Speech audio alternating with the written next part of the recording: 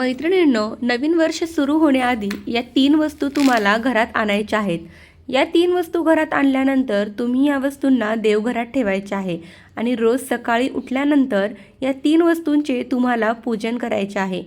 या 3 वस्तूंनी आपल्या घराचे भाग्य बदलेल आणि धनसंपदा, आरोग्य, समाधान, शांतता जेही आपल्याला हवं असतं, आपल्या परिवाराला हवं असतं, ते सगळं आपल्याला नक्की मिळेल. म्हणून आत्ताच डिसेंबर महिन्यातच या 3 वस्तू आणून ठेवा आणि 1 जानेवारीपासून या वस्तूंना आपल्या देवघरात स्थापन करा आणि रोज या वस्तूंचे पूजन करा. आता या 3 वस्तू कोणत्या? तर पहिली वस्तू आहे रुद्राक्ष.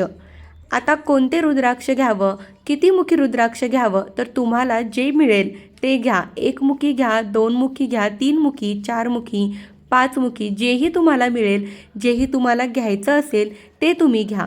आणि एक श्रीयंत्र घ्या आणि एक पिरॅमिड घ्या. श्रीयंत्र पिरॅमिड हे तुम्हाला स्वामींच्या केंद्रात सुद्धा मिळेल.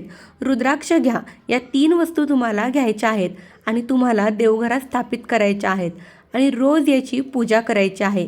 रुद्राक्ष घालायचे नाही, फक्त देवघरामध्ये ठेवायचे आणि त्याची रोज रुद्राक्षाची, श्रीयंत्राची आणि पिरॅमिडची रोज पूजन करायचे आहे.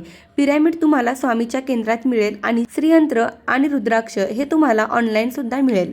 पिरॅमिडसुद्धा तुम्हाला ऑनलाईन मिळेल. या 3 वस्तू तुम्ही घ्या आणि 1 जानेवारीपासून तुमच्या देवघरात, तुमच्या घरात याचे रोज पूजन करा. तुमच्या घराचे भाग्य या 3 वस्तूंनीच बदलेल. श्री स्वामी समर्थ.